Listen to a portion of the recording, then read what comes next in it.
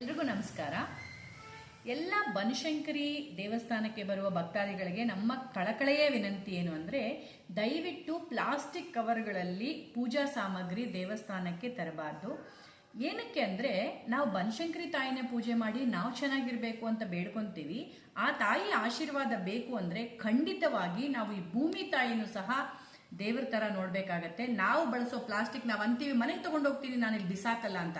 But ಒಂದ್ಸಲ ಬಳಸಿದ ಮೇಲೆ ಅದು ಭೂಮಿಗೆ ಭಾರ ಆಗತ್ತೆ. ಸೊ ದಯವಿಟ್ಟು ನಾವೆಲ್ಲ ಈ ಭೂಮಿ ತಾಯಿನೂ ಬನಶಂಕರಿ ತಾಯಿ ಸಮ ನೋಡ್ಬೇಕು. ಈ ಬಟ್ಟೆ ಬ್ಯಾಗ್ ಒಂದು ನಿಮ್ಮ ಹಳೆ ಬ್ಲೌಸ್ ಪೀಸ್ಗಳು ಮನೆಯಲ್ಲಿ ಇರ್ತಾವಲ್ಲ, ಅದರಿಂದ ಹೊಲಿಸ್ಕೊಂಡ್ರೆ 2 ಬ್ಯಾಗು ಇಡೀ ಜೀವನ ನೀವು ಎಷ್ಟು ಸಲ ದೇವಸ್ಥಾನಕ್ಕೆ ಬಂದರೂ ಇದೇ ಬ್ಯಾಗ್ ಅಲ್ಲಿ ನೀವು ಪೂಜಾ ಸಾಮಾನು ತರ್ಬೋದು. ಹೂವು ಅಷ್ಟೇ ಇದರಲ್ಲಿ ಹಾಕ್ಸ್ಕೋಬಹುದು. ಅವ್ರು ಫ್ರೀ ಆಗಿ ಕೊಡ್ತಾರೆ ಅಂತ ನೀವು ಕವರ್ ತಗೋಬೇಡಿ. ದೀಪ ಬೆಳಗೋದಕ್ಕೆ ಈ ತರ ತಟ್ಟೆ ತರಬಹುದು. ಆಮೇಲೆ ಅರಿಶಿನ ಕುಂಕುಮ ಪೇಪರಲ್ಲಿ ಸುತ್ತಬಹುದು. ಅಲ್ಲಿ ಅಂಗಡಿಯಲ್ಲಿ ತಗೊಳ್ಳೋ ಪ್ಲಾಸ್ಟಿಕ್ ಕವರ್ ಅಲ್ಲಿರೋದು ಬಣ್ಣ ಮಾತ್ರ ಇರುತ್ತೆ, ಕಲರ್ ಮಾತ್ರ ಇರುತ್ತೆ.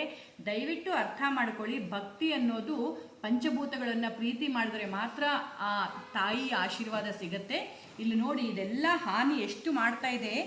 ತಾಯಿ ಹೊಟ್ಟೆ ಒಳಗಡೆ ಇರೋ ಮಗುಗೂ ಸಹ ಪ್ಲಾಸ್ಟಿಕ್ ಹೋಗ್ತಾ ಇದೆ, ಹಸು ತಿಂತಾ ಇದೆ, ಪಕ್ಷಿಗಳು ಸಾಯ್ತಾ ಇದೆ. ಇದು ಭಕ್ತಿನಾ?